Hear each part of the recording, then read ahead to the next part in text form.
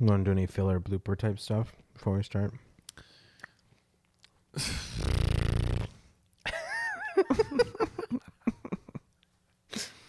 all out of content for today. A lot of juice. Completely all out of juice. My mistake for playing basketball for 3 hours in the sun. That'll do it to you. Yeah. You're listening to the SpyFy After Dark podcast. Welcome to SpyFy After Dark. I'm joined by my very good friend Alex. Say hello. What's going on? So I figured we'd just get into our backstory a little bit. Sounds good. And by the way, to the audience, this is take 2. He actually invited me. That's true. 2 weeks ago? 3 weeks ago? 2 weeks ago. Yeah, 2 weeks ago. Might even be less than that. Right. And unfortunately, hard drive fucked it up. Yeah. Corrupted it. This is my second chance. Yeah. Yeah, so we brought this up, this being the origin story, about our friendship, with, I think episode 3 when we had the OG triage. Millen, Frank, and I were the OGs. Yeah, we're introducing ourselves, and we tapped into just our experiences at ASU. The three of us are local. I actually met Millen in the honors college playing ping pong. He and I both, love to play ping pong. It's a lot of fun. It's incredibly accessible for all ages, which is nice. And weights. That's right. Not to be underestimated. Yeah, there's not really an athletic threshold regarding like your capability to play. I mean, Otherwise that would suck. I wasn't gonna say it. No. I mean, injury. Millen was a little heavier, despite being pretty good at ping pong. Still am, by the way. Yeah, he can really hold his own. And then I actually had recurring like injuries, so that put me out of business when it came to like basketball and tennis and volleyball and things like that. But ping pong was always like an easy go-to. Yeah. So you still kicked my ass, so either way. Yeah, but you were athleticism be damned. You were like the best protege. So to the audience, he's got a sense of spin, and to the audience, and we ain't talking news media. Yeah. If you haven't taken ping pong seriously, it just means you haven't been exposed to good ping pong. Like, I mean, we'd burn like hella calories. Yeah, like 2,000 calories an hour. Yeah, it was a lot of fun. So, I mean, he and I, built a relationship just on that commonality. I mean, I love to play. I worked also in a coffee shop, and actually being a barista was pretty nice. I mean, even though it was a pretty simple, like low-paying job. When you get paid to do your homework. So. Exactly. It was a very, very easy job. I worked, for a coffee shop that was in the Barrett Honors College. It had very, very low traffic. It spiked to like low, moderate traffic. So I always had downtime to get work done. This was during my senior year when I had capstone, which was like a design course, and my major is biomedical engineering. So a lot of busy work, and thankfully I had that kind of job, which gave me an opportunity to even, bring friends to the coffee shop, and we could knock deliverables out like together. And I also met a lot of, friends working at that coffee shop just because of the nature of being a barista, and Millen even would come by. Well, we met with ping pong. Right. But we became friends at that coffee shop. Right. They were just adjacent to each other. I mean, this honors college is pretty small. Literally the two activities were right next to each other. Right next to that was pretty awesome. I mean, we would set up shop, bang out homework or whatever, and then we could always play pool or ping pong, 20 feet away. And I built a little community there, just having the same recurring like regulars and friends that would come in. I mean, Milton and I would, we'd talk, hang out, be among like friends, and just get whatever we need to get done. And it became like a really nice space for everyone to just chill and at the same time potentially be productive,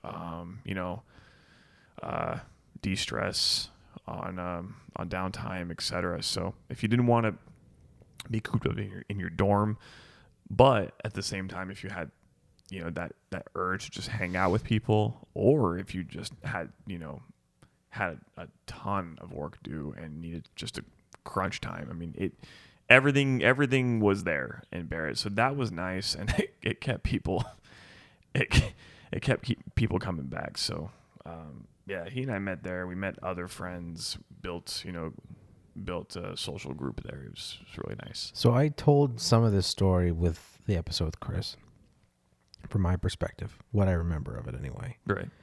What do you remember of that day that I came down? I had just done an all-nighter. You made me coffee, and we talked for like 3 hours.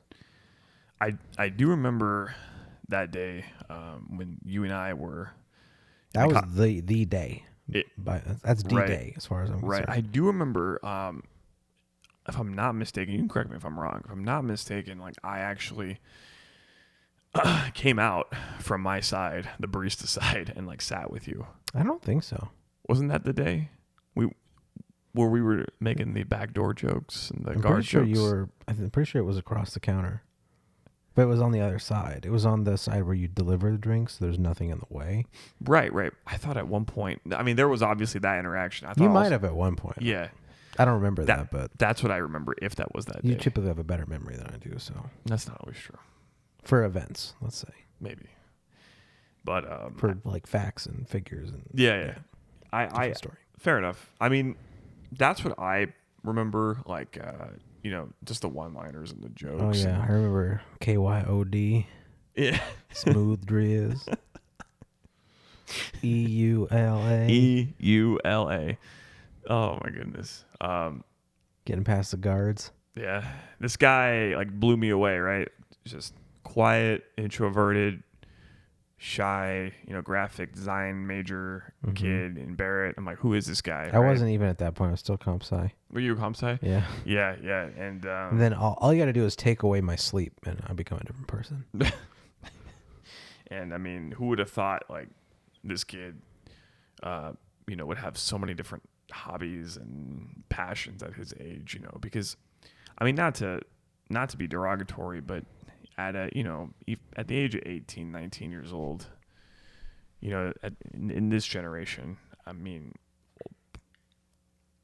how often do you come across someone that has hobbies and passions and expertise that are really outside the realm of sports, clubs, through schooling and academia, meaning that like when I met Millen, he had a few games he had already developed. He had a couple others that he was developing at the time, and he also like dipped into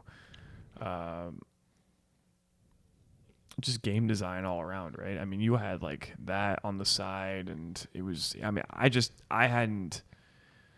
hadn't seen that before, because he had all these different creative passions, and then at the same time, like he was doing things that were somewhat relevant to that. I mean, for schooling, but at the same time, I mean, I would imagine it would be difficult to do what you did concurrently with school.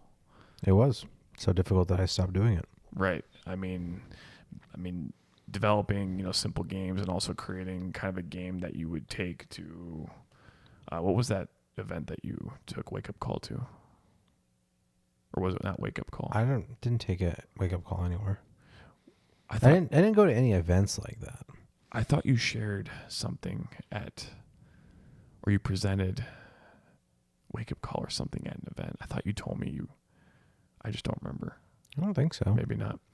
Well, needless to say, Millen created a game universe, his own universe, with a couple of friends, and or maybe it was Silent Echo actually. Probably that.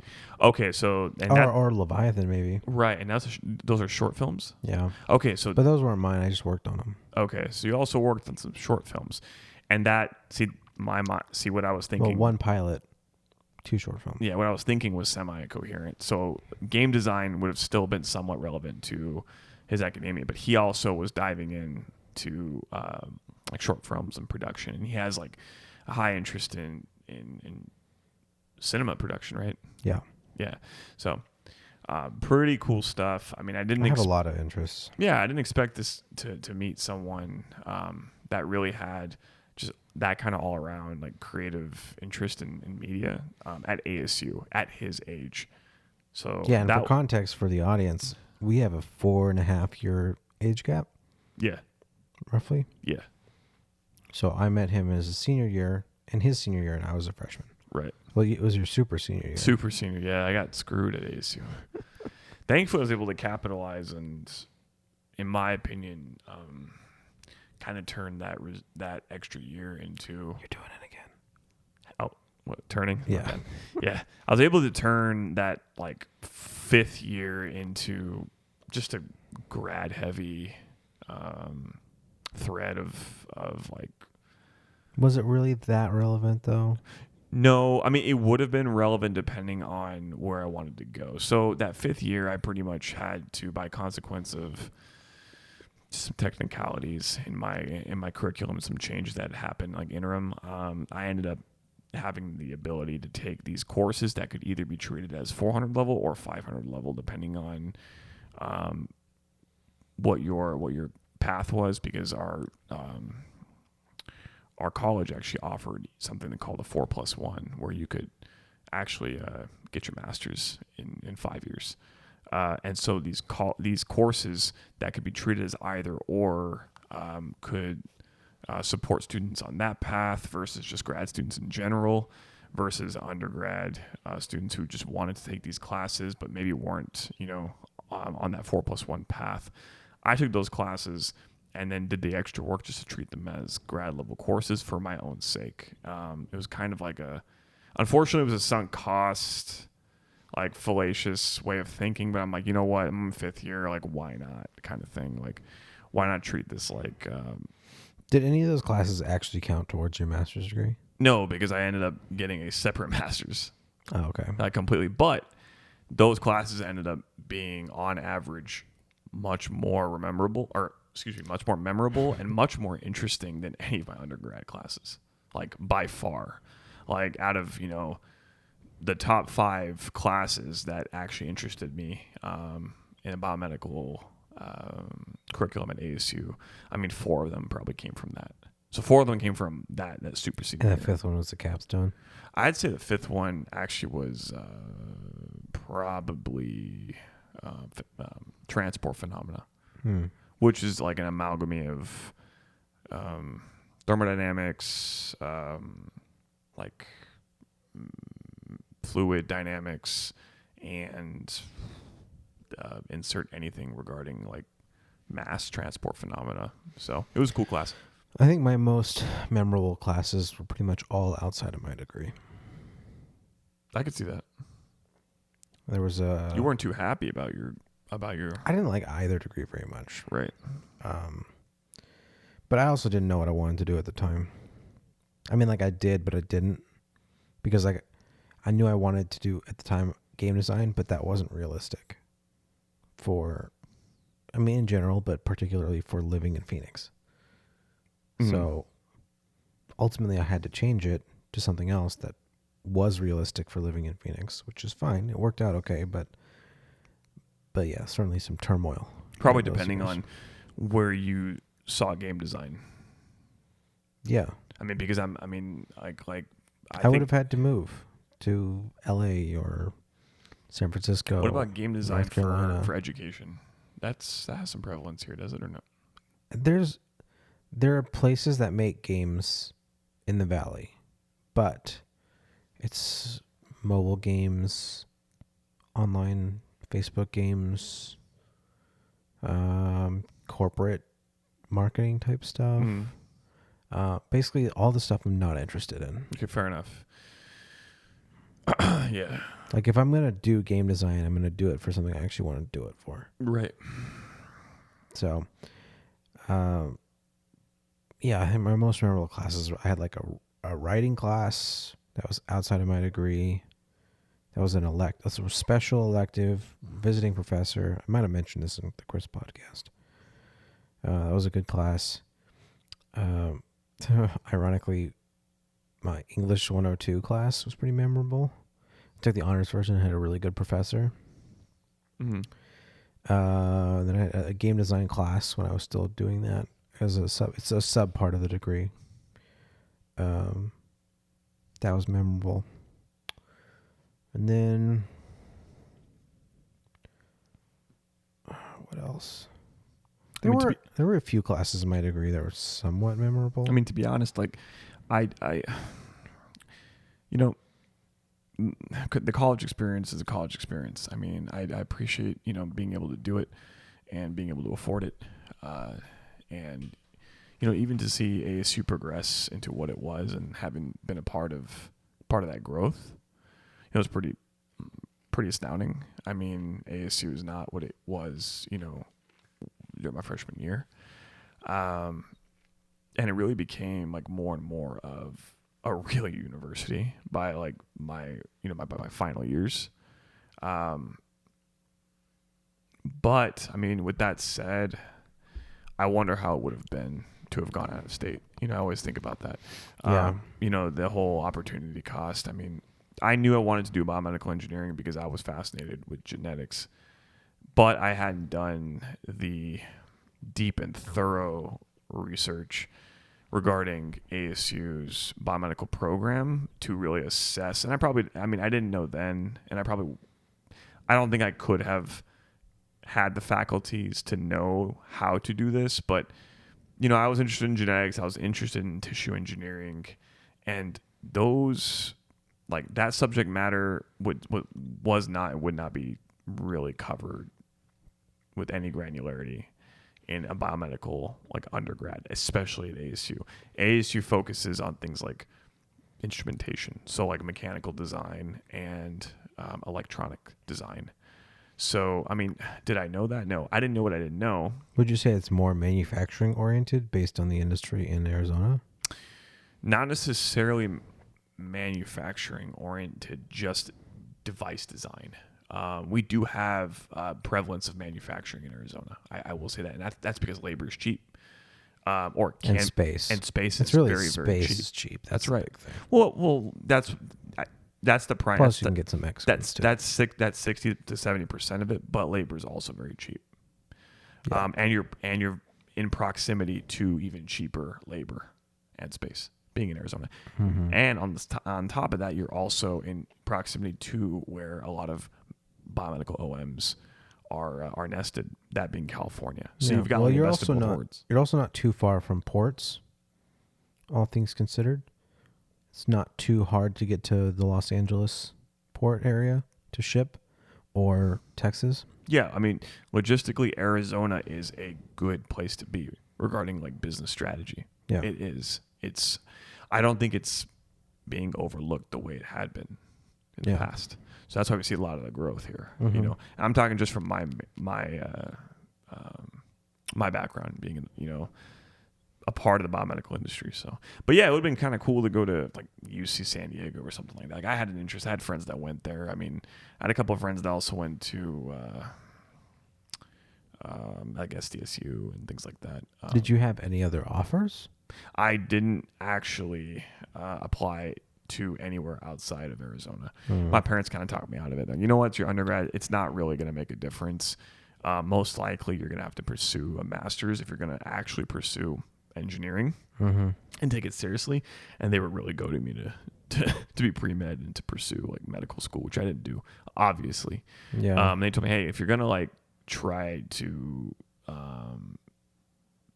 do biomedical engineering, just focus on attaining internships that matter, networking, getting with the right people, right? It's actually good advice. It's substantial advice, right? And not to hyper invest in the name for your undergrad. And which is that was actually ahead of the time kind of advice, right? And it made sense, and it still makes sense today. It's still relevant today. With that said, though, I still wonder what my experiences would have been like, right, going somewhere else. I think we all do, but I'm obviously grateful. I mean, I got to go to like a very, very large campus like ASU, which had a ton of amenities. I met a ton of people. I do think I had the college experience.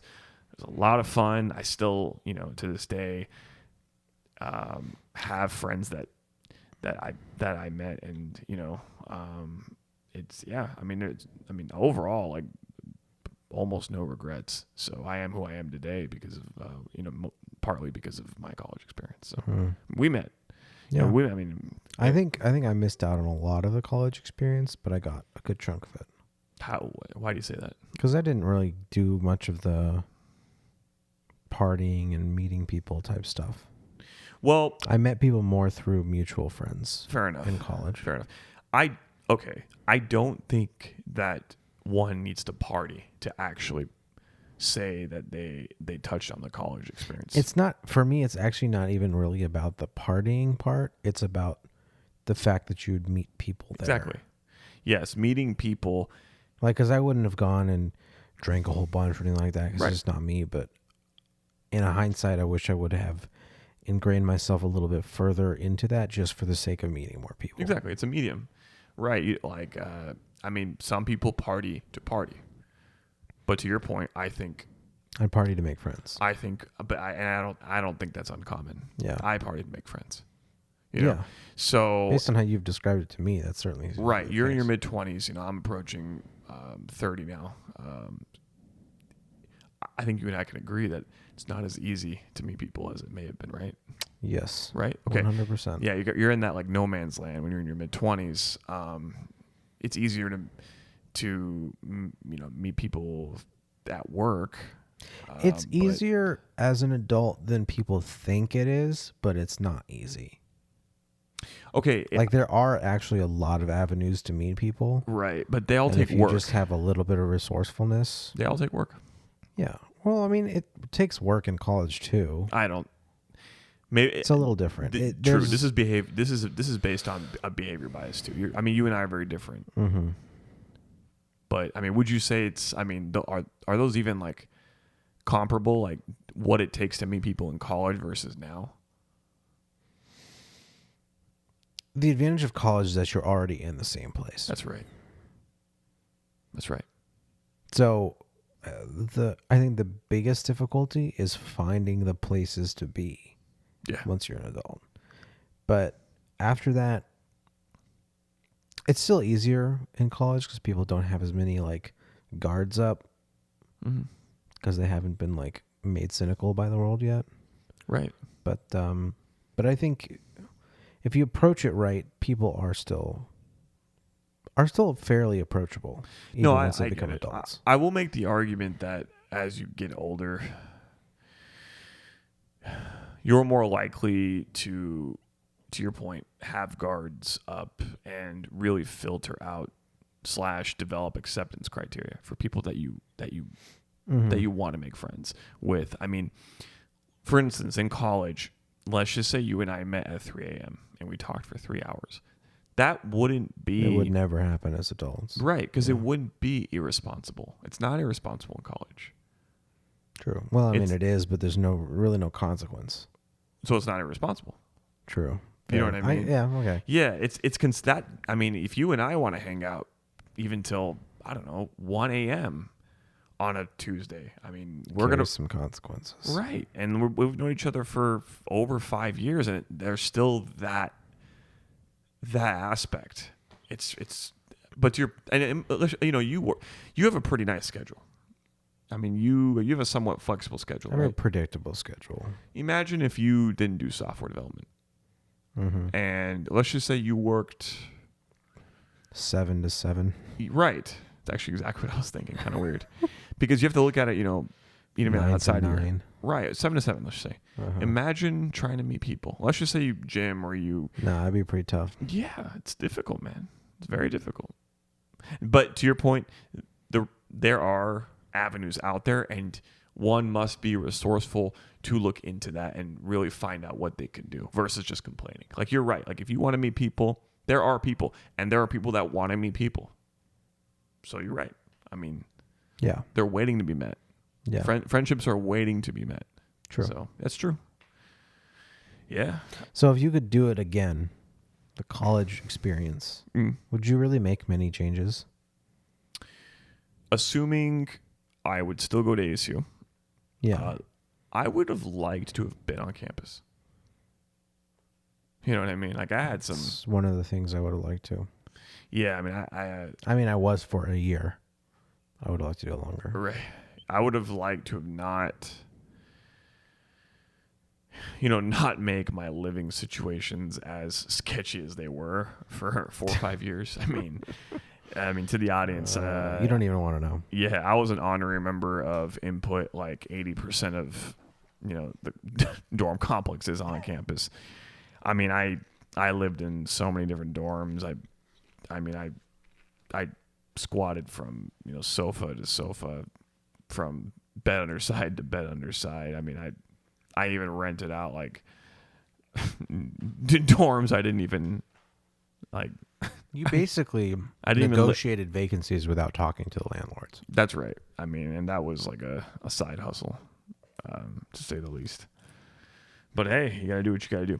And I can't imagine how expensive it would be now. I mean, this was back in 2009 to 2014. Like, well, even when I went there, it was like room and board combined was like $11,000 a semester or something like that. I think something like that. Yeah, I mean, I remember like coming out of high school, right? You got presidential, provost, and you got the Ames. Presidential, $9K, right? Provost, $7,500. Ames, $6K. And the $6K, we'll just say the presidential and provost were whatever. They're flat. The Ames was tailored to base tuition, right? So the other two were more difficult to attain. So the merit based for the provost and presidential was just overall academics and extracurricular activities and things like that. So to be a candidate for those would require more than to just do well on the Ames test. And the Ames, to the audience, was just standard state test that we took, I think, sophomore, junior year, something like that in high school. And I think it was broken out into 3 branches, like math, reading, writing, something else. Long story short, if you like exceeded state standards in all 3, you could apply for the Ames scholarship, something like that. There's probably some like base requirement for grades too, but anyway, you get this Ames, you're like, all right, cool, like base tuition, minus like the like 155 like back end costs that ASU would tack right a semester. You got that covered, right? Cool. That's like 85 to 90% of your costs for a semester, assuming you don't get screwed by books, depending on your curriculum, the parking even on campus, a nightmare, blah, blah, blah, whatever. But after even a couple of years, with the tuition slowly creeping up and up,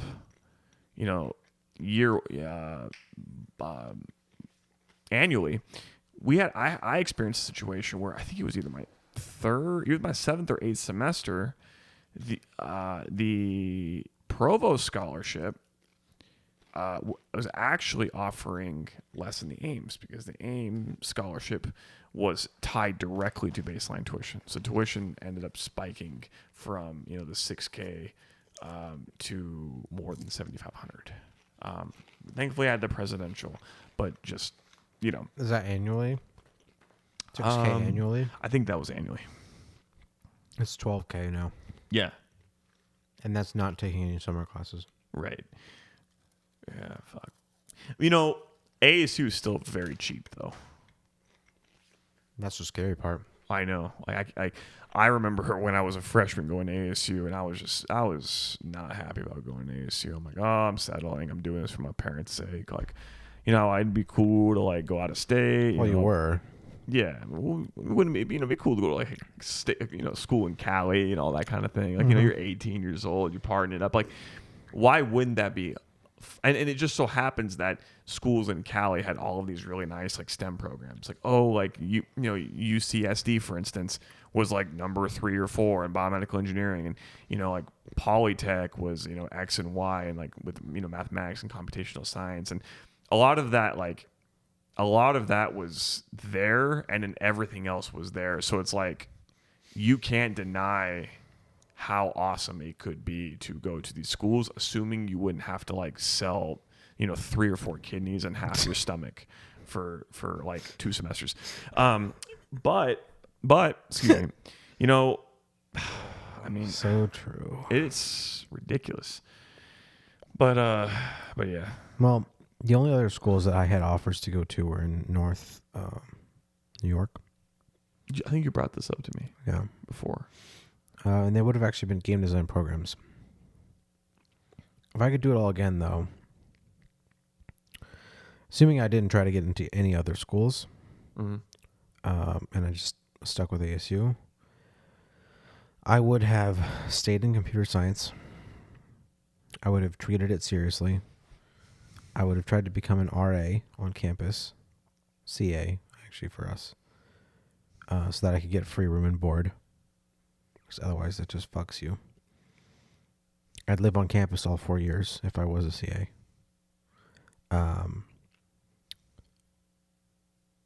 And I'd probably go for a 4+1 and just really milk it. And then I would have treated my time outside of class more seriously too. I would have played less video games, watched less movies, and I would have tried to meet more people and work more seriously on the games I was doing. It's basically just efficiency. Like, yeah, you would. Yeah, and you know what? To be honest, I'm not being fully truthful. And now that you kind of gave me that, you know, sense of regret coming from you. I mean, sorry guys. You know, there's a little bit of regret. Well, I sympathize. Like you and I share that. Like it's definitely a commonality. Look, I sought indulgence like a motherfucker in college. Mm-hmm. It hasn't really changed. It's just not to the same magnitude. For instance, sleep deprivation. Holy shit. Now, I don't have to go into why this started, but let's just say it started at 18. Not quite as young as Chris, but yes, like I was clocking about an hour and a half to 2 hours, no exaggeration, a night. And then what would happen is every Saturday or Sunday, I would sleep 18 hours and then rinse and repeat. Okay. I thought that was cool because I thought that I was special because I could get away with this, right? But at the same time, I couldn't focus in class. I stopped going to class. I lacked productivity like a fucking idiot, and was just kind of floating through space during the day. And I would turn on and amp up and become alive at night. Well, the problem about that is so many things tied to one's, you know, career path in college and just overall development aren't available or just aren't a part of the night. So yeah, I got to like hang out with friends and do all these things like on a nightly basis. Like I would be hanging out with friends till 4 or 5 a.m. literally every night. Yeah. Like literally every single night. Like I'd go out all of the time. I was there a number of those times. Right. And I was doing that even beforehand. Yep. So imagine. I think it was probably even worse before I met you. Way worse. And that's pure indulgence. You know what I mean? Because I met you as you were like getting tired of it. Exactly. And I missed out on so much. I mean, if I go back, first of all, I worked at Peter Jungle when I was like 18 years old. And the reason why I did it was actually because I wanted it to be a means to an end, to save up money, because I had this plan to transfer to UC San Diego. It was kind of a flowchart plan. Hey, I got to do this to become a server, and then when I become a server, I can work Thursday nights and Friday nights specifically because of prime time, and I knew, you know, the owner of Peter Jungle, and I wanted those times, and I was trying to like work around and figure out how I could essentially reserve those hours once I became a server, because I could make, you know, anywhere from $150 to $250, you know, a night kind of thing. And that was like bougie money for an 18-year-old. And I was thinking, okay, if I do this for like a semester, I can save up X and Y, and then like I could pay for, you know, I could pay for this and that and this, and then like go hang out with my friends, you know, in San Diego. And then, you know, if I want to finally make that jump, I can make that jump. And so I had like, good thing that fell apart. Right. So I had a lot of these weird, irrational reservations in Cali, and then like I also ended up not being able to make that jump and transfer, mainly because I found out that like I needed at least 60 credits to transfer to a UC school from ASU, and I didn't take as many AP classes as you, and by not as many I mean like almost none. Yeah. And on top of it, after doing like a gap assessment, if you will, of both programs, I would have lost a lot of credits. So I'm like, I'm not going to wait just to lose it. You know what I mean? Yeah. Like, I don't love college that much. You know what I mean? There's that. To your point, I wish I was more efficient. I mean, I will say that regarding video games, I mean, you and I diverge when it comes to video games. I played a lot of fighting games, a lot. You didn't. I probably would have also toned it down with like Super Smash Brothers and shit like that, because like I'd play for like fucking 4 or 5 hours. You know what I mean? Like, Yeah. So I would have toned down video games as well. I would have been like going for internships at like Google and shit. On the real, they were there on the table, and you don't know what you don't know. I'm so fucking stupid. Right? Like I wish I fucking spent my time and actually tried learning some stuff. I could have literally made like 20 grand over the summer for 2 summers. That's right. I had friends that were making those kind of moves, and I thought it was impossible. And I would have opportunities, and it would blow it as well. Like I was an RA. You were? Oh yeah, you were, but it was for like sketch building. Yes, I had an opportunity to be an RA for Vista, and I dropped the ball on that. And Vista is so really, yeah. So to the audience, dude, talk about regret, man. Yes. So RA as in you end up living there anyway, but yes, yeah. As an RA, as a URA, unofficial. Wow. Residential assistant. But yeah, to the audience, I think this is a general thing for campuses, I would assume, but like an RA or like a residential assistant would be like a student that would support their their floor, or maybe like multiple floors in some dorm complex on campus, and the perk to that would be usually free room and board, a stipend, and then they wouldn't have to pay for anything to live on campus. And that was always very, very nice. It came with some work, but the workload was generally manageable from what I gathered. It wasn't different for me either, being an RA. However, I was an RA for an off-site campus that wasn't tied to Res Life, and Res Life kind of managed all of the dorm functions on campus, and this was like an independent like RA kind of program that I was involved Scam with. lord. It was, I mean, they worked us. It actually was like a real job, and we didn't receive a stipend. It was kind of fucked up. Granted, though, it was cool to live there, and it was party central, but actually, kind of an interesting story. I moved in. I worked really, really hard to get that RA position to, like, I just wanted a place. I was done, like, warming people's couches. You know what I mean? I'm like, you know what? For my own mental health and like, I don't know, any other kind of health, like insert like anything, like I should probably get my own place. Yeah. So finally got this RA gig, which was off campus or off site. It was like, like a mile and a half away, something like that. And I signed my lease, and I get introduced to my roommates, and they're both drug dealers. Right? Both of them are like real talk, like, oh shit, like committed drug dealers. Here we go. And they weren't students. They were my age, and I didn't. They were making the money out of students, though. Yeah, sure. Yeah. I mean, we had quite a lot of dedicated students come through.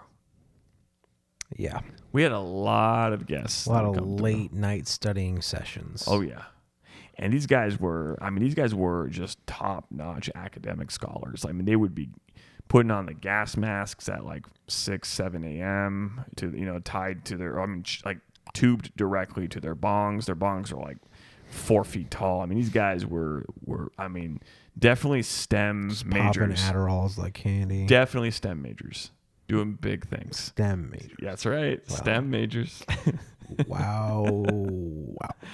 And they knew how to party. I mean, it was, and also on top of all of that, it just so happened that frat row was I'd be so stressed out, by the way, if I was in that kind of situation. I was too, because I wanted to tell the office, but I felt bad.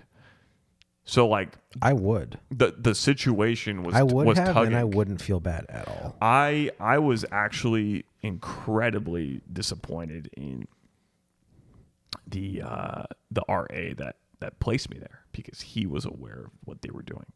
Yeah, it's fucked up. I almost feel like it was a joke, because when I actually told him, he was Hazing cracking up. technique? Yeah, and I ended up saying, "Hey guys, like I told them like day one, hey, like if I see it, I'm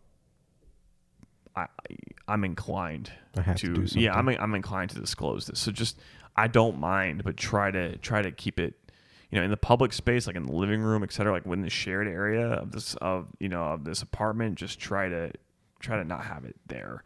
I mean, they're like, "All right, we'll do that." And then, I mean, it took like a week of grooming, and I started fucking hitting shots and smoking with them. So, no, I'm kidding. Actually, I'm not. So, yeah, that did happen. I mean, not the highest moments of my life, but at the same time, they were. Called campus police on their asses if I had to. Did you hear what I said? What? I said, not the highest moments of my life at the same time. You're right. I should have said something. In hindsight, I should have said something. And I mean, I also lived below Delta Chi, so frat rows eviscerated, as you knew. Myself. Is Delta Chi a frat or a sorority? A frat? Okay. Yeah. So they ended up having like, I think 2 adjacent apartments just above ours, and they'd be partying fucking every night. And between what our dealings and their functions, we just had people coming in and out. It was a nightmare. And I already had issues sleeping. I already lacked productivity. So I don't even know how I stayed like in school. I don't know. If I'm being honest, man. Yeah. Just hearing this secondhand. Oh yeah. I mean,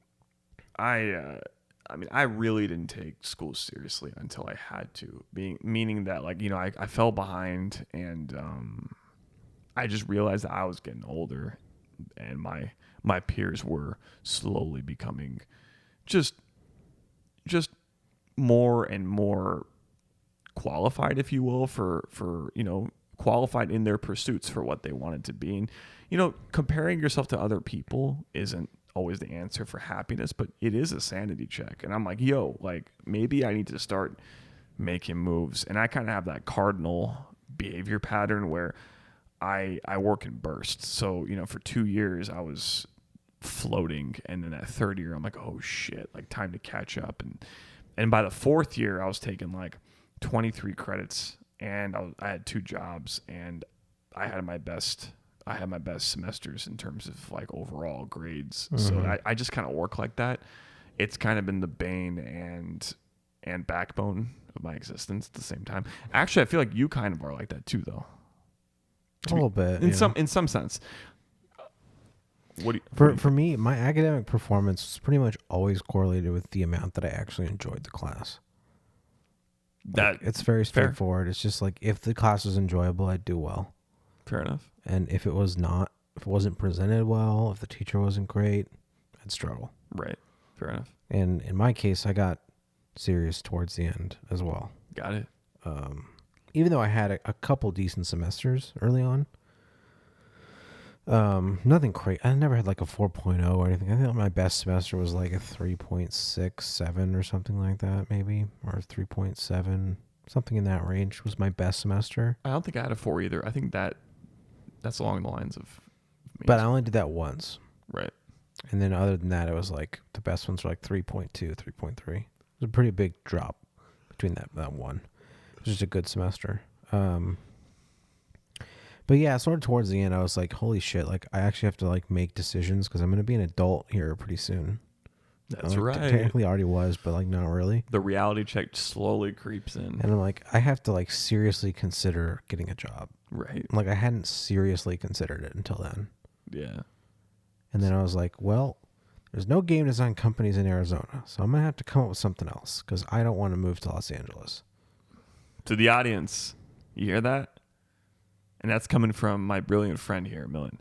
If you are currently in college or are considering college, just understand that as fun as it may be or as fun as it sounds, at some point that reality like comes and hits you pretty fucking hard. So if you want to go and pursue, you know, all of the different options of academia that are out there, understand there's got to be some kind of link between what you want to pursue and why you want to pursue it to what you foresee being available for you outside of, you know, or like once you step out of college. Mainly talking about jobs here. So, you know, at the end of the day, people are looking to hire. There's plenty of opportunity, but you need to be able to arm yourself as a candidate walking out of college. And it's very, very difficult to survive outside of college. Yeah, my whole like ideal way to go through college if I were doing it again is based on, I mean, it's based on getting more out of college, like the college experience too. There's that aspect. I can't argue that.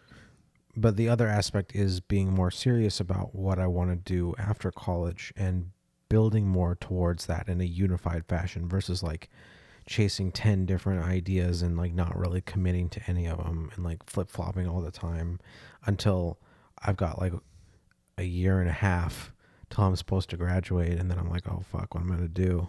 I will say there may be some retrospective thinking / bias coming from you, because from what I remember, hear me out. From what I remember, Millen strictly wanted to pursue like software development as a means to an end, so he could later pursue his passions for, you know, writing, get into the entertainment space, etc. Dare I say that as you progress with your current career path, which was once just a means to an end, you've grown somewhat of a liking into, one, that career path itself, and two, just understanding that maybe it is possible to develop, you know, a flexible and efficient work schedule with things like that, which would be, you know, software design, etc. Yeah, and actually managing your passions. Like exactly, because when you're young, you're worried. You're like, oh my God, I'm going to get a job and I'm never going to be able to like do what I want to do. And then you realize as you get older, it's like but that's literally exactly what I'm getting at. It's yes, when I did initially switch, it was a means to an end. It still is to a large degree, but I do enjoy it. I mean, even when I switched, I enjoyed it. I didn't like be like, I hate this. You know, I wasn't there. I still enjoyed it. Yeah. It just was not the same. It's still not the same. I definitely enjoy it more. I've grown to like it more as I do it more. And I think for me, like, competency is such a huge part of the equation of whether I enjoy something. So once I just got to a point where I was actually pretty competent at it, I enjoyed it a lot more. And on that note, to the audience, you know, that resonates pretty heavily with me. You don't know what you don't know, and I feel like that is very, very true for many, many of us. You know, that on the one hand, you know, we may very well like and enjoy things that are not tied to what we're good at or, you know, what we have competency in, but at the same time, like, once you develop competency in something, you may have a stronger liking towards it. Those tend to, they're not mutually exclusive at this. I mean, but they can be, kind of thing. Mm-hmm. Like what you're good at, what you have like competency in, versus what you like thoroughly enjoy or actually like have a passion for. Yeah. But for me too, like, you know, that tends to happen for me. Like I get like a deep fulfillment from things that I believe I have like a strong understanding of. Yeah. So. Yeah, definitely.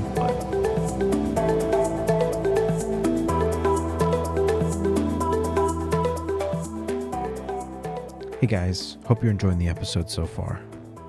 If you are, maybe consider rating or subscribing on whatever platform you're on. I'd really appreciate it. And maybe throw me some feedback on Twitter at MillanTweets. It's MILLAN tweets. That's it. Short and sweet. Now back to the podcast.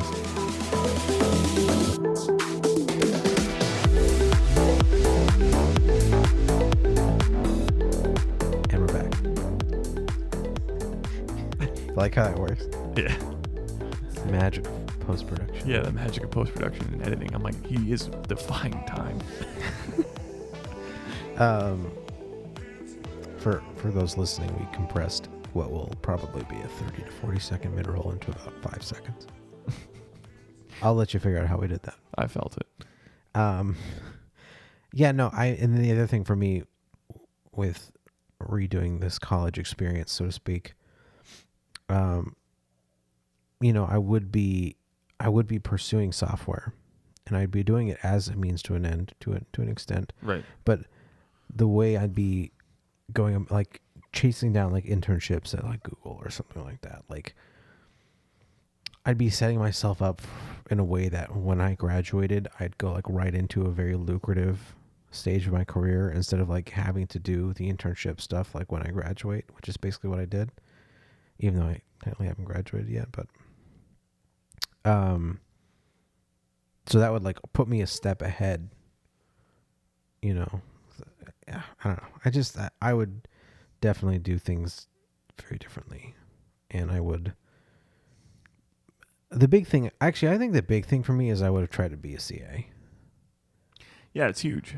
Because it's huge. Being able to live on campus, like the first year when I did live on campus, I loved it. I loved it. It was my favorite part of the entire college experience. So managing, even though I didn't even do it well. Right. But stress management is huge for your overall success in life, right? And being a CA, I mean, what that can do is that minimizes the stress of, you know, needing funds to eat. You're on campus, so now, you know, getting from class to class is, I mean, largely more accessible. I mean, living on campus is huge. So I think you're more likely to even attend class. And then on top of it, regarding networking, if you're an RA or if you just live on campus, it's easier to meet with students that have similar degrees or taken the same courses, and just being able to partner up with them and, you know, crank things out, be tutor kind of thing. It's just a lot easier, especially, you know, in college when there's no real such thing as a curfew or bedtime. I mean, being on campus and having those like late night study sessions, like that's a pretty invaluable amenity, especially at least in engineering. And that was a huge advantage for students that lived on campus. Yeah. You know what I mean? I mean, not only is it easier to just grab something to eat, you know, it's not only is it easier to make sure you're getting the class, make sure you're getting from class to class. Mm-hmm. At the same time, I mean, you're not worrying about parking, you're not dealing with all that bullshit. At the end of the day, too, whenever you feel like wanting to hang out with friends and crank some workout, it's there, it's done. I mean, boom. I mean, and that is an inherent amenity in the college experience. Mm-hmm. So really, dorms should be cheaper than they are. There's no excuse for their cost. They're not, you know, it doesn't cost the college that much to provide it. Colleges should be cheap or should be shorter. It doesn't need to be 4 years. It should be designed such that you are supposed to live on campus the whole 2 or 3 years that you're there, and it's completely affordable to do so. That's how it should be done, because it does make such a big difference. Idealistically, I agree. It's so valuable. Especially, yeah, I could foresee like commuting to college is actually very stressful. That's what I'm saying. Incredibly stressful. Yeah, it really not is. good. And when you go to a college like ASU, I mean, so if your college is a little more compressed, that's a different conversation. But Millen and I went to ASU. This is a very huge campus, widely spread out campus. Lots of traffic. That operates like a town, right? And so it's very, very difficult to navigate and get from point A to point B if you don't live on campus. It's an actual piece of effort, to be honest. I mean, for at least when it comes to me, like I ended up opting out of going to class from time to time just because I would be running late, or, you know, I had trouble finding parking one day, or whatever. Like insert anything, and I'm sure that wasn't just me. So. Not to mention parking is like $800 a semester. Yeah, I mean, I'm a kid. I'm a kid. Like, I had tuition paid for and some change, but that's it. I mean, with all the books and the food and the parking, I mean, it's a nightmare. Yeah. Super expensive. Money-making machine. It's even worse when you have to commute 45 minutes to an hour. Yeah. Which, for going to Polytech, that was the case for me. Polytech it's not even ASU's main campus, but it's still the same size. Yeah, it takes up a lot of land. Like the square footage is the same. Yeah. They are literally the same footprint. Right. But it's less dense. Right. Yeah. The main campus is a lot more dense. Yeah. Definitely. Yeah, there are definitely experiences that I really value. Yeah, like I said, I wish I would have doubled down on it. But it is what it is. Right. Yeah, a lot of my individual growth came from my ASU experiences. So All I know is that I'm going to have some really, really good advice for my kids. yeah, I agree. I agree with that. And the main thing for me is, if you're going to do it, do it. You know what I mean? Yeah. Don't half-ass it. Right. So if they're like, I don't know if I really want to go, then I just say, don't go. Unless you want to go, don't go. You mean just to college in general? Yeah. Yeah. If you're going to do it, you should commit to it. To Right. really do the best you can while you're there. And that holds true with most things in life. Like, if you're going to do it, you need to just do it. To give it everything you got. Granted, it is difficult, I think for many of us at a young age to really know what to pursue, why to pursue. Like when I graduated high school, like, yeah, I was interested in genetics and like things of that nature, but I didn't know if my path was set for me, going to ASU. And Well, college is a way to figure that stuff out. Yeah, it's still exploratory. It's a safe way to do it, mm-hmm. but it's also a very expensive way to do it. Yeah, it's expensive, and expensive in a lot of senses, not just in the actual cost. It's expensive in the time, the opportunity cost. Right. And I mean, having that gung-ho personality, I'm just saying, at a young age, I feel like would be manifested from knowing what you want to do. Like, I had an idea and I had certain interests, but I didn't actually know if, X and Y, X being like the school and Y being the curriculum, were going to ensure that I end up being where I want to be. Also, it just so happens that 17-year-old Alex doesn't really know much about, things like genetics and, tissue engineering. It just sounded cool. I watched a lot of Marvel and DC TV shows. Right? Creating superheroes in real life. Yeah, pretty much. That explains everything, actually. Yeah. That's where it came from. Mm-hmm.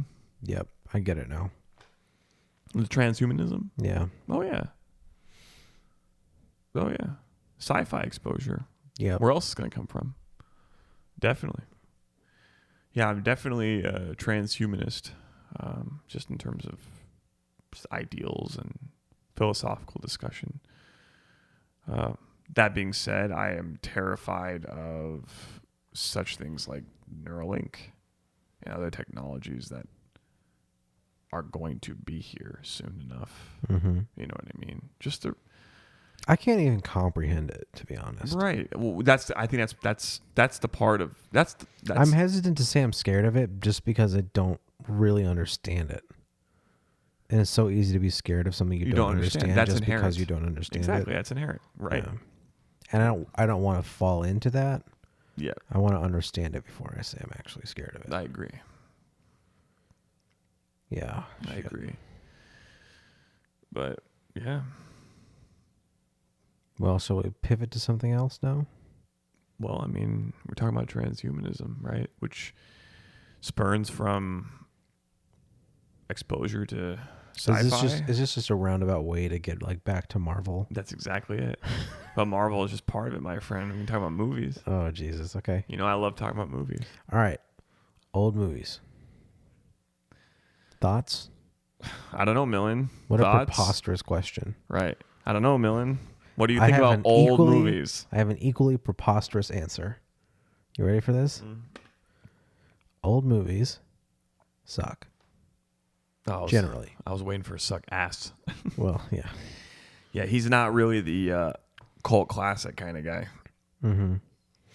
But neither am I. And we've talked about this, but because the audience hasn't heard it, we'll reiterate. I think movies should be evaluated in terms of the present period.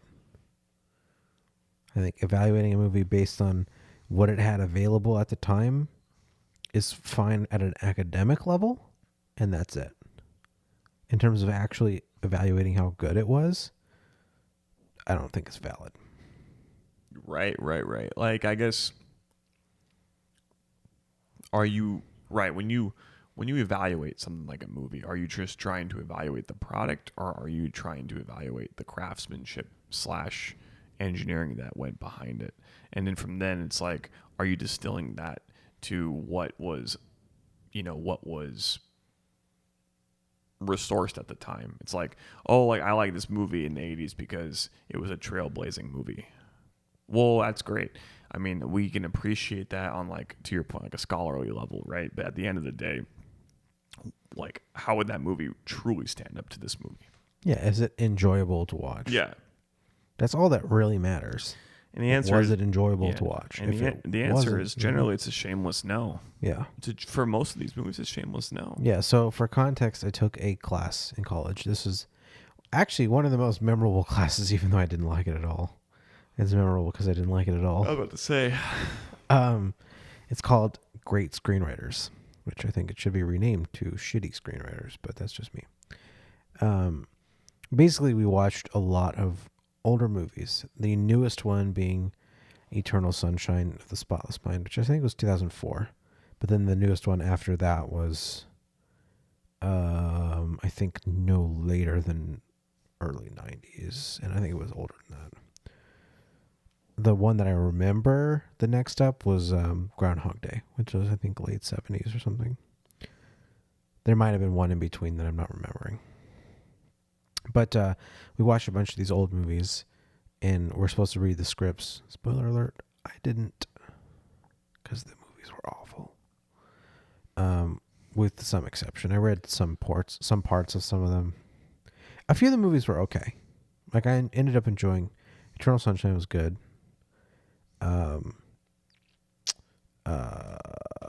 Butch Cassidy? No, not Butch Cassidy. God, I don't even remember the name. There's an older, like 1960 something Western type movie about two cowboy friends. That was okay. It wasn't great. It was kind of slow at the beginning, but after you got past the intro, the middle was decent, and the ending was cool. It was fine. And then there was Groundhog Day was great. I actually really liked that movie. That might be the best movie out of the whole bunch. In that class. Yeah. One of them, this is the controversial one. Get ready. The Godfather. Right. Yeah, I know how you feel about this movie. Uh-huh. So not everyone, a lot of people like this movie quite a bit. Myself included. Mm-hmm. I think it's awful. So, not just bad, awful. Like, just to be clear, like, we're talking not just like forgettable, not just like a 5 or a 6. I mean, like a 2, like awful. So yeah, he and I really look at this movie differently. I look at it and he dismisses it, but well, so like, I was upset while watching it. Give me your top 3 criteria when it comes to what makes a movie great for you. Okay. It has to be enjoyable. Okay. Don't waste my time. Number 1's vague, unfortunately, but 2 is great. Okay, I can replace number 1. Okay, so don't waste my time is an important one. That's my main criticism with the movie. Okay. Be coherent, like consistent, and don't take me out of the experience. Okay. I like those set of criteria. I do.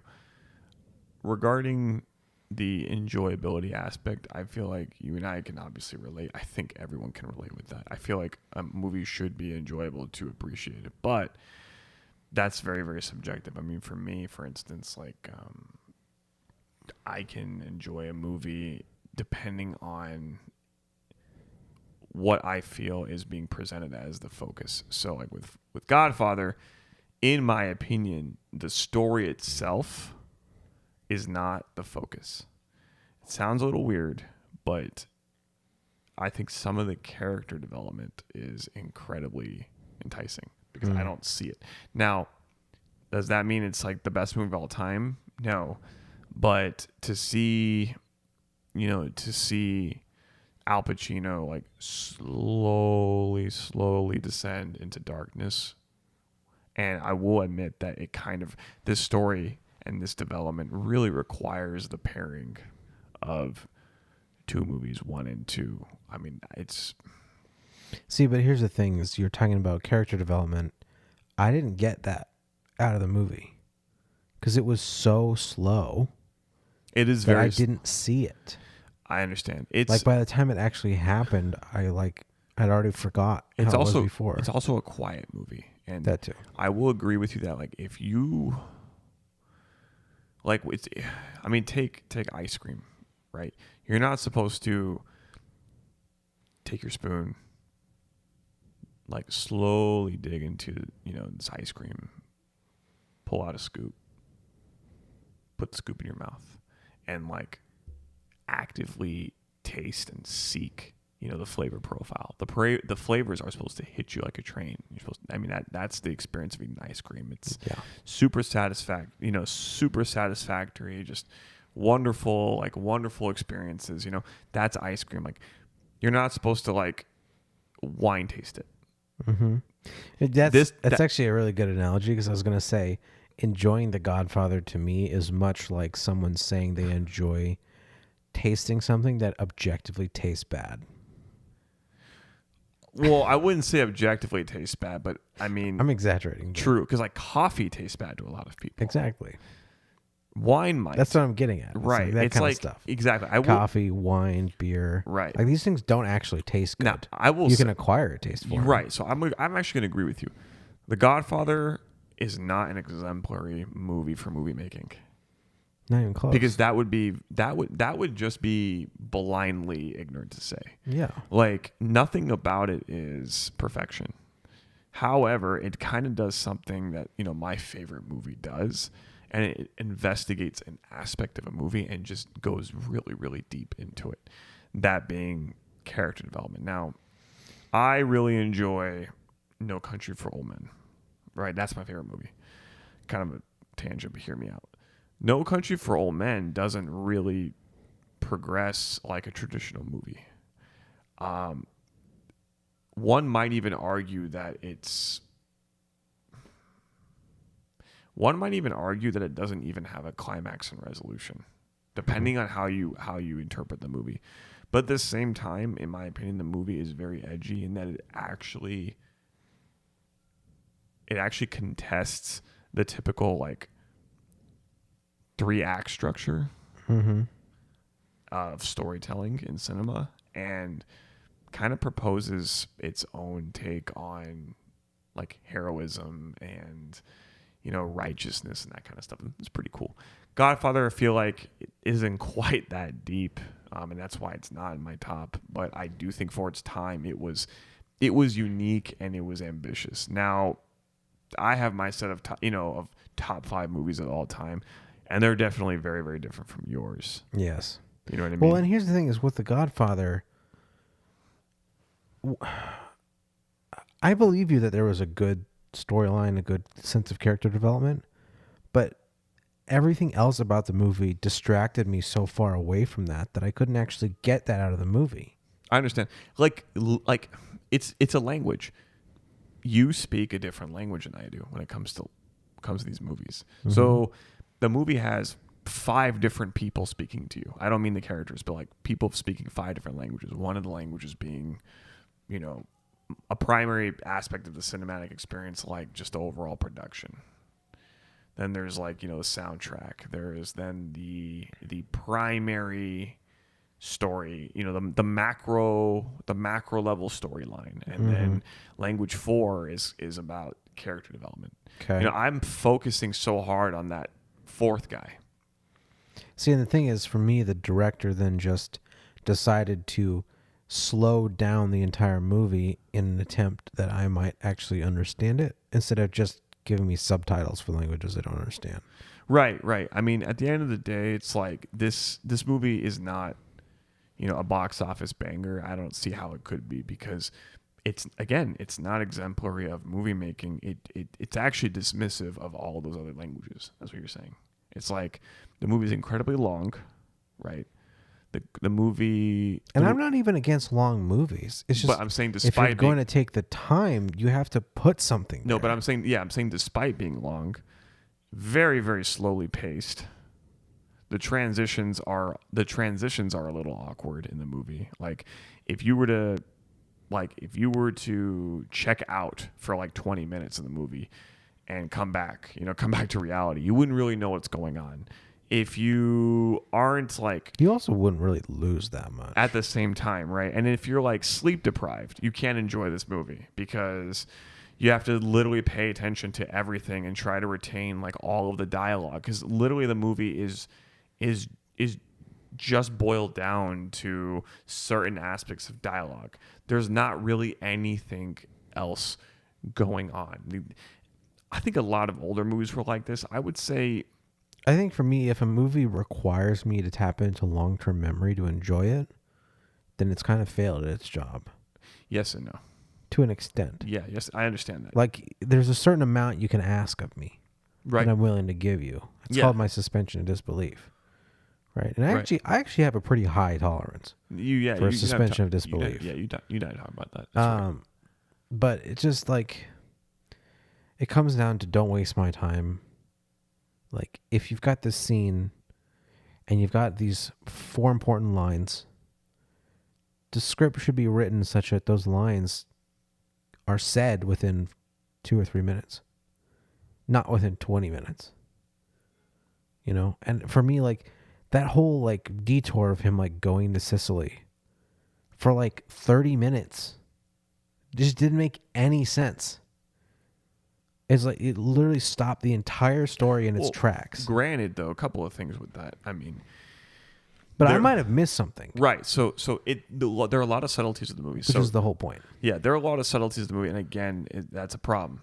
If it's just constant subtlety on subtlety, it's like, listen, I don't want to like burn, 500 calories of like mental work to just appreciate this, when subtlety should be an accent point for movies. Yes, the movie is definitely, it's not an accent point. Yeah. So like the Sicily portion of the movie, in my opinion, was thrown in there to touch on the corruption of his innocence being, his innocence being taken away from him, mainly because the efforts of the other Italian families were so ridiculous that his girlfriend essentially was killed in collateral damage in their attempt to kill him, where he should have been safe. You know what I mean? And it was kind of like a wake-up call for just what kind of world his father really brought him into, because like he's not like, he was inherently this like really kind, polite guy, right? The son. And the dealings that ended up having to be, that dragged him into that world, slowly forced him to go through this like hazing of bad events and watching people get killed, watching people, get hurt. And then he had to take on that role. It's weird. It's like, and hearing you describe this, like when I watched the movie, I knew from context a little bit about what it was about, but I just didn't get that out of the movie. That's a problem. Like that, I agree with you. That's a problem. It's like if the movie doesn't do that for you, that's a problem. Like, I would actually be curious to see someone recut the movie down by like an hour and see what happens and try to still invoke that same, that same kind of, or those. I would be curious to see what that would do. Right, and I'm sure it could be done. To your point, I'm sure it could be done. Which if I'm confident that could be done, then I'm only conceding and saying you're right about the falls of that movie, being that it's too long, it's wasting your time. Mm-hmm. Meaning, like if some of the highlights and key points of the movie can be distilled, that means the movie had a lot of fat in it. So, well, yeah, and that's the key point I want to emphasize. It's not that the movie was too long; it's that it wasted my time. Yeah, I that's what I meant. I just didn't because clarify. like I could watch Endgame and it's the same Endgame length, and it's fucking phenomenal. Didn't feel like 3 hours. It does, yeah. It doesn't feel like 3 hours, and you get a lot out of it. It's a very jam-packed. Yeah, Dark Knight Rises movie. is like 2 hours and 50 minutes. Dark Knight Rises, yeah. Was it really approaching 3 hours? I think it was 2:48 or something like that. Son of a bitch. Yeah. So to your point. Yeah. So I mean, these are long movies, but they use every minute. Mm-hmm. There's nothing wasted in them. Yeah. They may not even be perfect, but at the very least, they're not really wasting any time. For the most part. I agree with you. And so, like, that's part of the thing is like the movie has to keep my attention. It has to not pull me out of the experience, but it also has to pull me into the experience. Like, there's two sides of the same coin there. Mm-hmm. So it's a tough line to do. And in my opinion, to your point, it's like I could say an athlete from the 70s was the best athlete of all time. But am I saying that because of some, do you know what I mean? Because of some attachment or, whether it be emotional or whatever, just, or nostalgic, or am I being, honest with myself? We see that a lot too. It's like there's an athlete from the 80s in whatever sport that's the best of all time. But, his or her craft, his or her sport now is saturated with those kind of like that athleticism at the time, which was like unparalleled, is like like an athletic standard at this point. It's funny because I kind of wanted to pivot to a similar point, and I think you knew that, and you just did it for me. I didn't. No? Okay, because I wanted to pivot to the point that I think the reason why a movie like Godfather would not, it just wouldn't exist today in its state because the writing community in Hollywood is so much better. Yeah, and I would challenge that, the talent is just so much stronger. I would challenge that the style of the Godfather movie is its weakest point. Like, the message was fantastic. The character development was great, but the execution and just the overall style can be heavily improved upon. Like, I'm saying that movie is not untouchable. You could definitely get the right cast and make a better version of it. Yeah. Easily. Yes. Yeah. Now, well, okay, if someone attempted to remake The Godfather, what do you think would happen? Oh, fuck. A lot of backlash. And it came out that it was going to be an hour and 57 minutes. Oof. Don't even ask me like what the cast would look like. I don't even know. I wouldn't be able to tell you. Yeah, I don't really have any Italian gangsters anymore. Right. There would be opposition, to say the least. Mm-hmm. Yeah. Do you think it would be a financial success though, despite that? I think it really depends on the cast. I think it depends on the marketing. Yeah, cast including, tied together. Yeah, definitely. I think we can do anything. I think we've proven we can do anything. Yeah. And it's an old enough movie though. Yes. Where I think you can definitely it would get away with justify a remake. I wouldn't even say that about most movies. Mm-hmm. But I think in this case it would justify a remake. Yeah. I'd go watch it. I would. I don't know. I just don't know who they would line up for a movie like that. What if it was a remake? Oh, this is going to get controversial. What if it was a remake that was not Italian mobsters? It's a different take. Same story. Okay. Basically the same story, different theme. What if they're like Chinese mobsters instead? Pretty cool. I mean, my question to you is, what would we call? I mean, I And you think. got like Iko Uwais from The Raid as the main character. Oh, obviously, no. That would no. The story. A bunch of crazy fight scenes. The story doesn't have to be inherent to the Sicilians. I think it was sexy at the time Yes. because of the dissipation of Yeah, the because Italian. because that's when the mob was basically being rounded up. Exactly. That was happening, and there was a romanticized intrigue about how organized crime at that size and level still was founded upon family values. Mm-hmm. That's heavily romanticized. I'm sure the Triads or the Yakuza have something similar to that. Just don't call it Godfather. Call it something else. Now, what if it was called The Godfather? I would hope it was called something else. I feel like that would be deliberate invitation for. I think it would make it more successful. The controversy would bring so much attention that it'd become more successful. Right. I mean, yeah. Okay, I'm going to make it even more ridiculous. Oh, God. A remake of The Godfather. But instead of the Italian mafia, it's a pharmaceutical company.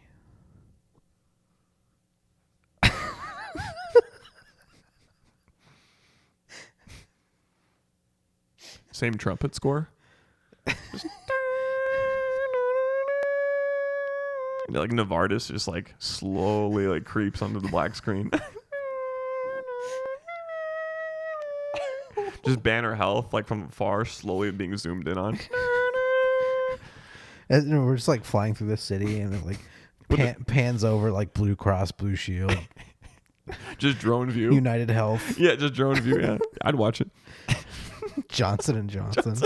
Oh man, I had a feeling that was like gonna yeah family owned. Yeah, Godfather family owned business. Oh, I'd be there. Oh, and the son just like wants to like go to college and like have fun, like be a hippie, like a modern day hippie, basically. Right. Yeah.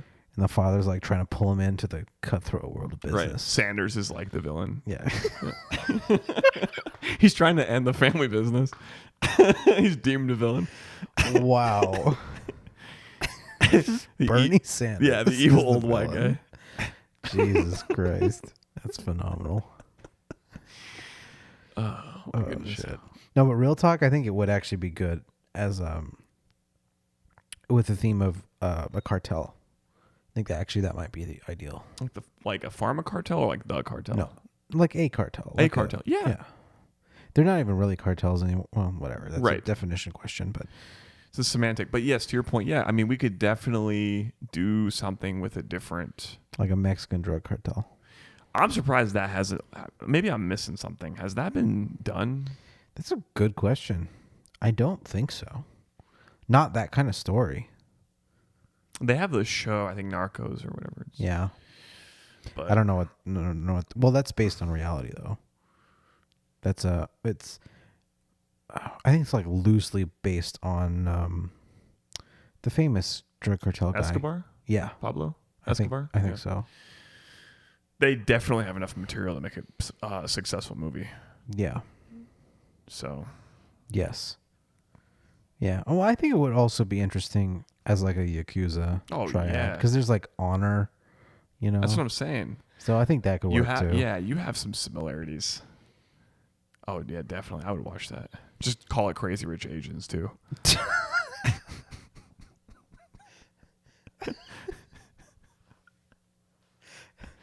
Wow. Yeah.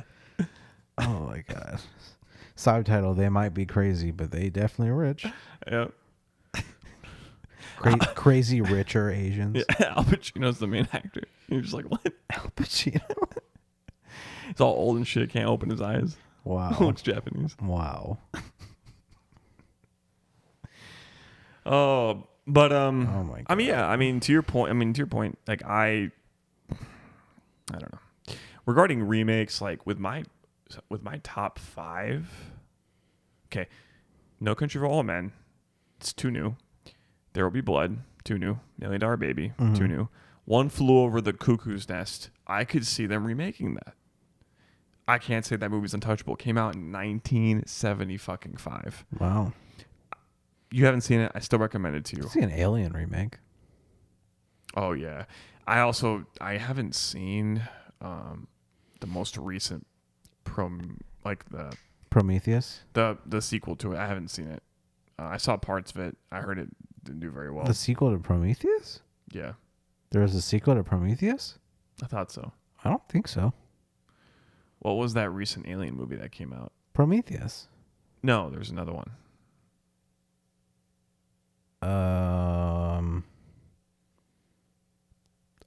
I didn't know there was another one. Yeah, give me a second. There was a game. No. So, I believe Prometheus was the prequel to this. All right, I'm going to Google it. Yeah. How long until a Matrix remake becomes a reality or becomes a feasible? Oh, man. What would be the storyline for another Matrix? No, a remake, not a sequel. Oh, a remake. Would you want a remake? I Why wouldn't not, be right? 100% against it. Fair enough. It would be tough to remake, though. Maybe a few years from now.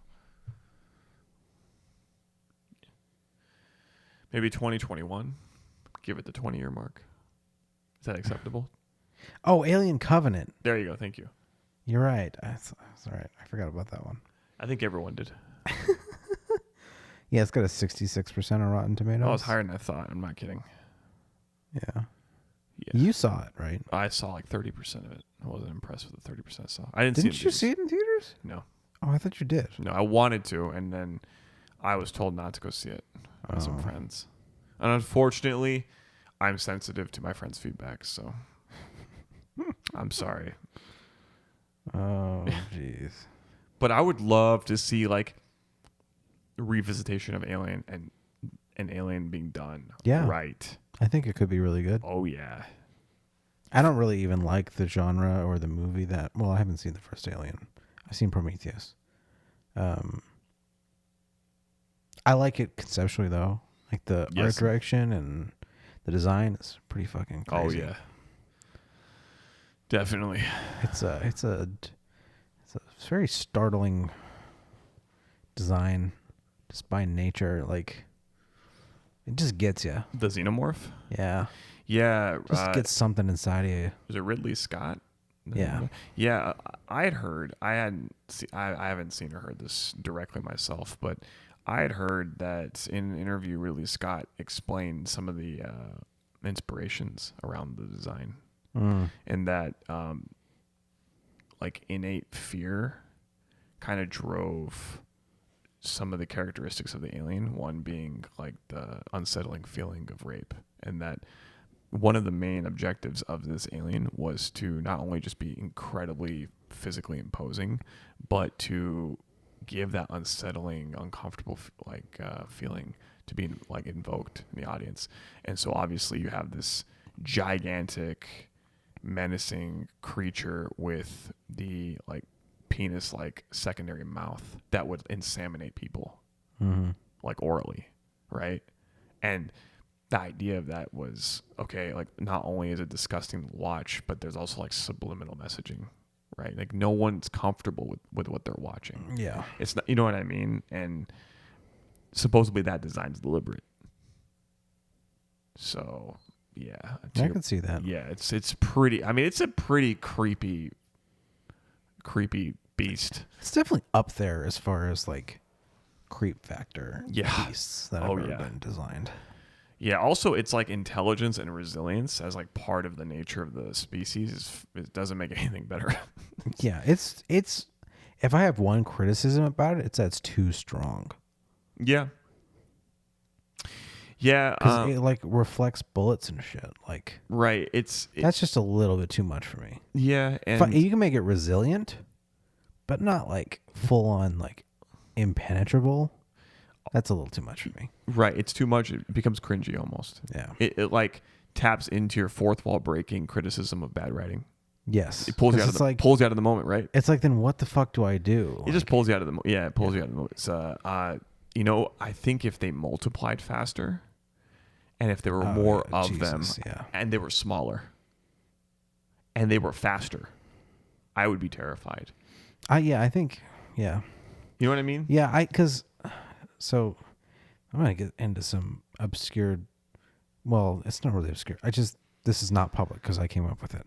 I designed a horror game. I say designed loosely. Designed parts of it.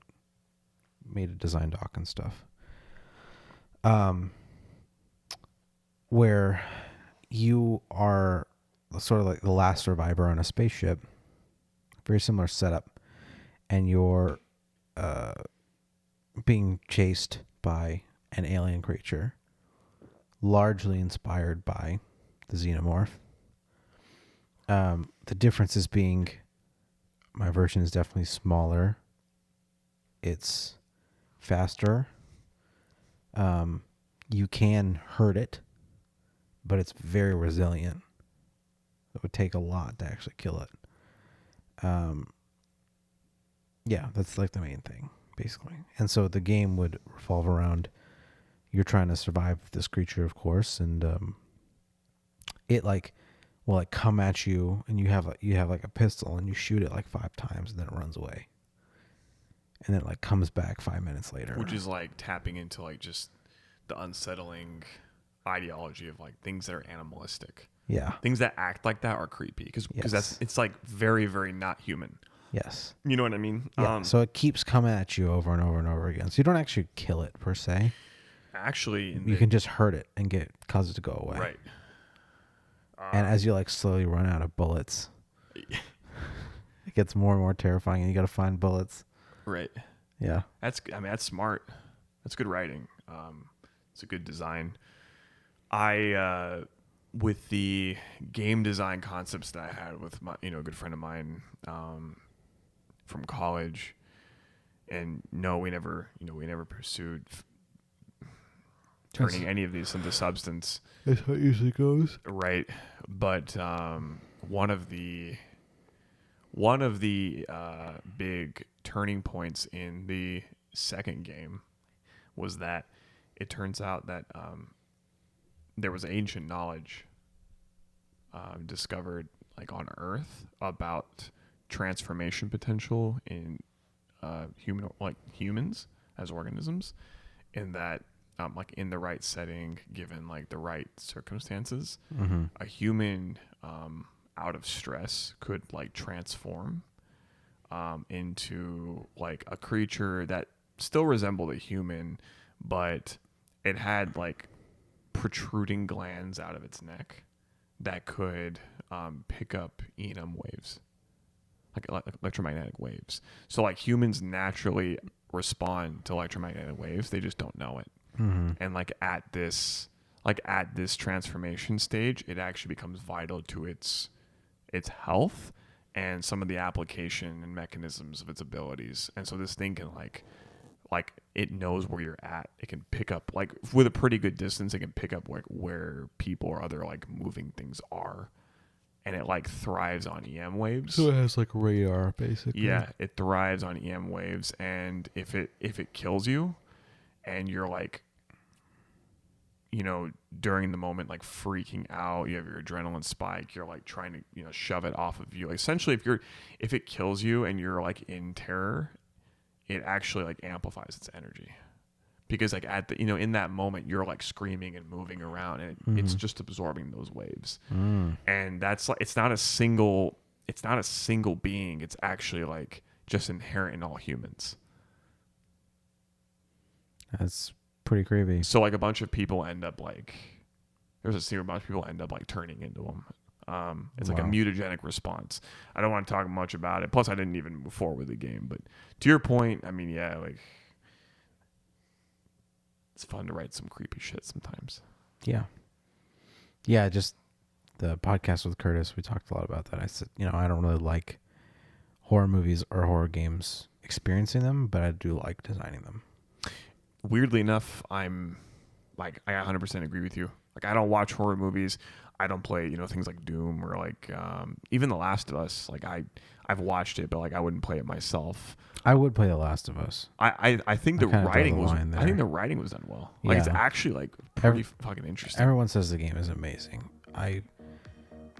If I didn't intend to play it, I would have already watched someone play through it. I watched someone play through all of it, but with that exception, like Silent Hill, things like that, things in that genre, I wouldn't find myself playing those. Granted, I get inspired to want to design a game and or like co-write a story in that genre. I think it'd be fun.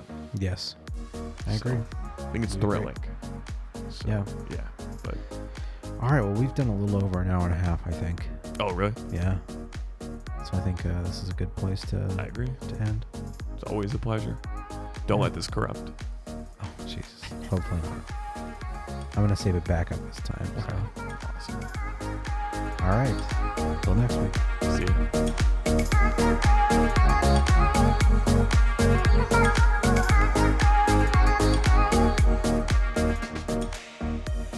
Thank you for listening to this week's episode of SpyFy After Dark. If you enjoyed the episode, consider rating or subscribing on whatever platform you're on. We'd really appreciate it. Next week, I talk to my friend and fellow member of the OG trio, Frank Hogan Jr., about movies and comics and all kinds of fun stuff. If you'd like to be notified of that episode, you can follow me on Twitter at MillanTweets. That's MILLAN Tweets. See you next week.